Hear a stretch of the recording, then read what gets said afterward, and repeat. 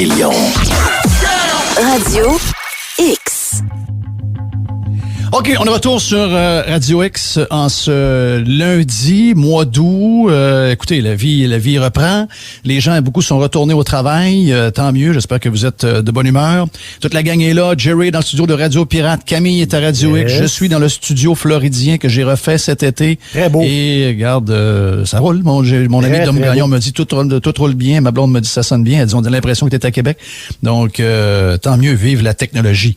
C'est la chronique #fuyez et c'est oui. Joe Hamel qui est avec nous autres. Joe, je pense, est de mon côté. Joe, comment tu vas? Très bien. Oh yes, extraordinaire. Tu passes par Montréal, tu t'en viens en Floride, tu retournes dans les studios de Radio X à Québec et on a l'impression qu'on est tous ensemble, c'est capoté ben raide. Hey, parle-moi de toute l'histoire du passeport vaccinal, le changement je dirais le changement de mood qu'on sent en ce moment. Il y a eu la manifestation en fin de semaine.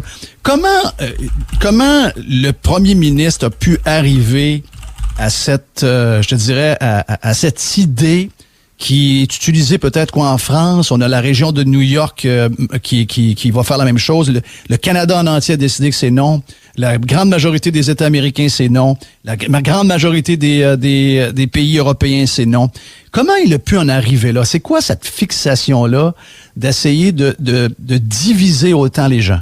On a vu que la majeure partie des mesures étaient motivées politiquement. Donc, on a tenté de maintenir le plus longtemps possible dans l'état d'urgence. C'est encore le cas d'ailleurs. On tente maintenant même de taire l'opposition, le peu d'opposition qu'il y a. Et je pense qu'à ce sujet-là, on peut en revenir plus tard. Mais Éric Duhaime, je crois, est beaucoup plus influent et présent dans la sphère politique québécoise que ne laissent croire les médias. On a vu récemment là, l'opposition, c'est-à-dire Québec solidaire, le PQ et le PLQ, retourner leur veste et dire que ça prenait un débat là, sur le passeport vaccinal. Donc, quand on s'est quitté là, au début de l'été, Jeff, moi, je vous mettais en garde et... je pense que la suite des événements m'a donné un peu raison. Là. L'idée des seuils de vaccination par groupe d'âge, c'est vraiment dangereux. Premièrement, parce qu'ils sont anormalement élevés quand on compare au reste des États. Et ça, ils le savent. Ils le savent très bien que sans coercition et sans mesure, là, justement, pour tordre le bras des gens, ils savent très bien qu'ils ne vont pas atteindre ces seuils-là. Je t'entendais tantôt parler de la vaccination de la grippe. Je pense que ça atteint même pas quelque chose comme 50% des soignants, des employés du secteur de la santé par année. Donc, c'est à peu près le nombre là, que tu atteins sans forcer les gens, si tu veux. Évidemment, le COVID-19, c'est pas le même contexte, donc on peut penser qu'on peut atteindre 60-75% plus facilement, mais de penser qu'on va atteindre 80-85% de doses sans forcer les gens, ça ne va pas arriver. Et là, ce qu'on voit, le dépassement, le dérapage autoritaire très inquiétant avec le passeport vaccinal, c'est exactement contre quoi j'ai mis en garde. Puis, à la base, ça n'a même pas rapport avec le vaccin.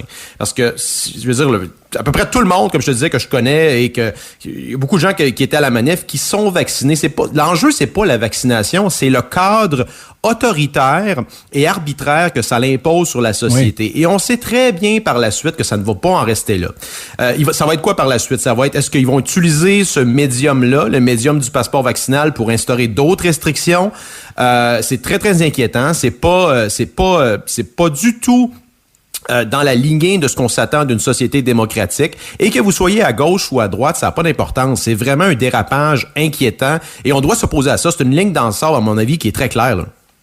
Mais comment on a pu arriver à avoir autant de gens qui embarquent là-dedans? Je sais que les sondages sont durs à suivre maintenant. L'échantillonnage est plus poignassable que jamais avec les bases de données et tout ce qu'on a comme au niveau informatique. C'est plus difficile d'arriver à un résultat X avec un sondage dans le temps avec les téléphones puis les annuaires que ça l'est maintenant aujourd'hui, alors que les échantillonnages sont faits par des bases de données très, très précises. Mais il semblerait que de ce qu'on peut voir, est-ce qu'on peut, je sens pas ça comme ça alentour de moi. Je pense pas que je suis entouré d'extrémistes, mais les sondages nous disent que 74% des Québécois semblent vouloir ce genre de patente-là. Et on voit dans les réseaux sociaux beaucoup d'enragés qui veulent absolument qu'il y ait deux catégories de citoyens. Un peut rentrer, l'autre ne peut pas. Tu rentres dans un restaurant, les employés ne sont pas nécessairement vaccinés. Toi, tu es obligé de l'être. Ils ont peut-être la COVID, ils le savent pas, etc. Peut-être qu'ils se l'échangent entre eux, puis ils vont provoquer une éclosion quelconque parce qu'ils sont vaccinés et qu'ils n'ont pas de symptômes. Et comment on a pu en arriver à convaincre autant de gens, si jamais les sondages sont vrais, de voir autant de Québécois pour ça, alors que dans le reste du monde, les gens n'en veulent pas? Non, je pense pas que les sondages soient nécessairement vrais. Moi, je pense que la société est divisée à peu près 50-50. Il peut y avoir une certaine marge d'erreur, là, 45-55, mais c'est pas 80-20 ou 70-30 comme ne laisse croire monsieur Legault.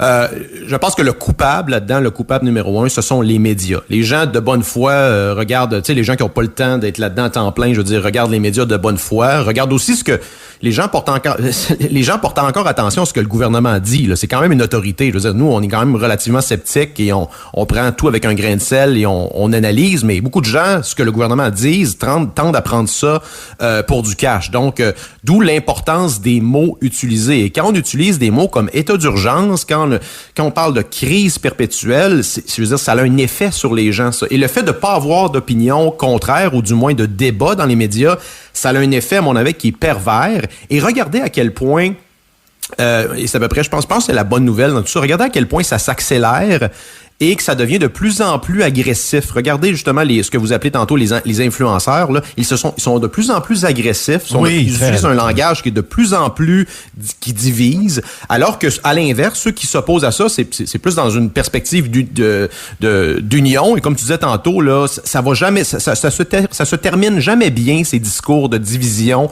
et de monter une partie de la population contre un autre, là, si tu veux. Ben, écoutez, dans les influenceurs, je pense que un des plus le plus radical, là, qui est en tout cas quelqu'un qui est en train de devenir très radical, c'est Patrick Lagacé, qui était auparavant le genre de potiche qu'on utilisait un peu partout à la télévision, à la radio et dans le journal La Presse, et qui, lui, pour une raison X, veut garder probablement ses contrats qui lui permettent de vivre une vie de pacha. Mais regardons le ton qu'il utilise sur les réseaux sociaux et un peu partout, les attaques qu'il peut faire. Et je sais que beaucoup de membres des médias sont comme lui, mais lui peut-être un peu plus renommé ou plus de notoriété que certains. Mais on sent, comme tu le dis, on sent ce côté, cette radicalisation et le côté très... on cherche la chicane, on cherche la division. Mais tu as utilisé un terme que j'essaie de comprendre, parce que les Québécois ont toujours été... les Québécois, les gens disaient, les Québécois n'ont pas d'opinion, ils ont des émotions. Mais moi, ce que je me souviens des Québécois, depuis que je suis toute jeune, peut-être que c'est mon entourage, mais sans avoir affaire avec des complotistes, puis sans nécessairement se poser toujours des questions un peu farfelues, je me rappelle que les gens alentour de moi, mes amis, les gens de ma famille, de ma communauté, la majorité des gens étaient sceptiques. Et c'est tout à fait, je dirais, c'est d'être prudent que d'être sceptique. C'est-à-dire que quand quelqu'un t'amène quelque chose, de douter, d'essayer d'analyser, etc., de voir c'était pas... Et surtout de ceux qui amènent le discours, des gens de qui on devrait se douter continuellement, les politiciens et les médias. Qu'est-ce qui est arrivé avec le scepticisme des Québécois? Je pense que, écoute, il y a une certaine partie de la population qui n'a pas été victime de cette crise-là. C'est ce que Éric appelle souvent les gagnants de la COVID. T'as une certaine, on dirait que c'est même rendu dangereux. T'as une partie de cette population-là qui a un certain désir de vengeance parce qu'ils se sont fait brainwasher à l'effet que si les mesures et si l'état d'urgence demeure, c'est à cause d'une certaine minorité qui s'obstine à ne pas suivre les règles. T'as raison, je veux dire, le scepticisme, c'est une attitude généralement qui a été bénéfique dans l'histoire. Évidemment, faut pas être sceptique. Il y a quand même des certitudes. Il faut pas toujours être sceptique sur tout, mais de prendre pour du cash ce que dit l'État, c'est quelque chose qui est très, très dangereux. Et moi, ce qui me fascine, Jeff, c'est de voir à quel point plus la gauche, tu sais, la gauche, j'écoutais des discours, je relis un petit peu des trucs de Pierre Falardeau. Ce gars-là ne faisait aucun compromis sur la liberté. Tu sais, quand il dit la liberté, c'est pas une marque de yogourt, là. Je veux dire, ça tout. Puis de voir comment, justement, ces influenceurs-là méprisent le terme liberté. Tu sais, la liberté, puis les gens de la Radio X, c'est des gens qui veulent la liberté. À quel point tu peux mépriser ce mot-là qui est tellement fondamental pour la société occidentale et tout ce qu'on chérit est dû à la liberté. Bernard Drinville utilise passablement sur Twitter, lui qui, avec ses amis, ont essayé de gagner une liberté par rapport au Canada. Il l'a fait... Non, exactement. Et tu sais, je veux dire, le fait de vouloir s'affranchir, c'est un peu ça. C'est l'histoire, par exemple, de l'indépendance américaine. C'est des belles histoires. Je veux dire, c'est profondément humain, là, le désir d'avoir la liberté. Et comment ces gens-là ont pu revirer leur veste et devenir là, un régime appuyer un narratif quasi fasciste, parce que c'est là qu'on est rendu. Là. Quand c'est rendu qu'il y a une minorité qui est responsable de tous les maux et que tout le monde est dans le bateau, c'est-à-dire les médias, les grandes corporations qui, d'une manière ou d'une autre, veulent pas être en porte-à-faux avec le gouvernement. Et c'est un peu à cause de ça là, qu'on n'entend pas les gens. Il y a beaucoup de gens qui, entre guillemets, ont peur. Ils ont peur d'être réprimés, d'avoir des conséquences dans leur emploi.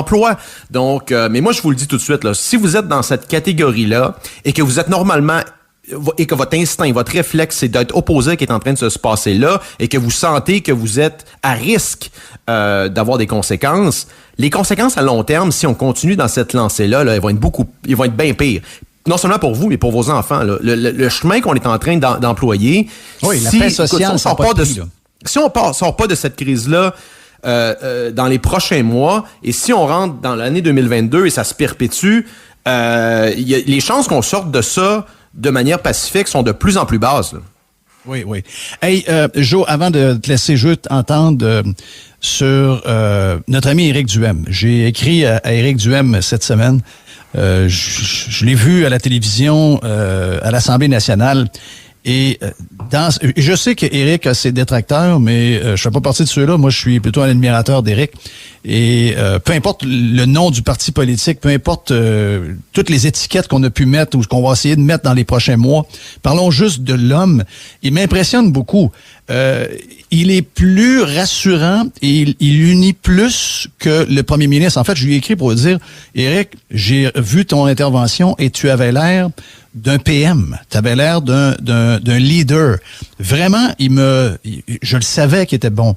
Mais je veux dire, une fois que tu arrives dans une crise semblable et que on a vu le comportement des journalistes envers lui, les journalistes, pour une fois, avaient une certaine agressivité, ce qu'ils n'ont pas eu depuis 18 mois avec le gouvernement qui nous propose sorte de patente un peu bizarre. C'est beau d'avoir un potentiel, mais de voir que devant nos yeux actuellement, on voit que Éric prend de plus en plus de confiance et qu'il est un leader. Vraiment, il m'impressionne. Et ça va au-delà de Éric est un ami, puis qu'on l'aime, puis qu'on le trouve intelligent. Vas-y, Jerry. Mais c'est pas des farces pareilles. C'est Éric Duhem qui est l'opposition. Je vais aller plus loin que ça, c'est fou. Tu sais, le Parti québécois, si tu vas sur le Twitter du Parti québécois, le gars, il parle de REM puis d'îlot de chaleur. Si tu vas voir le Parti libéral, c'est des livres pour enfants et le Congrès des jeunes. C'est-à-dire, la réelle opposition, OK, ben je pense que c'est Duhem. C'est lui l'opposition. C'est absolument ça. L'opposition, je pense, de facto, c'est Éric Duhem, on l'a vu.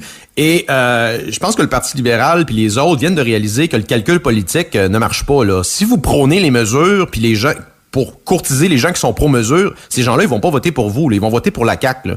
Donc, je crois qu'Éric Duhem est devant une opportunité politique presque sans précédent là, de l'histoire moderne du Québec. Moi, je pense qu'on se dirige possiblement vers un scénario comme 2007, où l'ADQ avait forcé un gouvernement minoritaire. Écoute, moi, j'ai les contacts, j'entends beaucoup des trucs dans les régions. Ça passe pas du tout, là, ce qui est en train de se passer dans les régions. Là, c'est pas du tout la même réalité qu'à Montréal ou même voire Québec. De refaire un autre cycle là, dans ce délire de mesures-là, ça ne marche pas du tout. Éric, j'écoutais, là, je voyais un peu les rencontres qu'il fait en région avec 50, 60, je pense que même 100 personnes dans la région de Gatineau en plein été. Et d'ailleurs, sont où les autres politiciens? C'est le seul politicien qui fait campagne actuellement. Puis avant même le déclenchement de la campagne fédérale aujourd'hui, je notais la même chose avec Maxime Bernier. C'est à peu près le seul là qui est actif. Fait que au-delà des personnes, je pense qu'on connaît, quand il y a une crise comme ça et quand c'est le courage, là, c'est pas de dire les vraies choses, c'est de dire les vraies choses quand c'est impopulaire et difficile de le faire. Et là-dessus, là, je lève mon chapeau à Éric et aussi à Maxime Bernier. Là. Écoute, j'écoutais son discours de samedi. Là.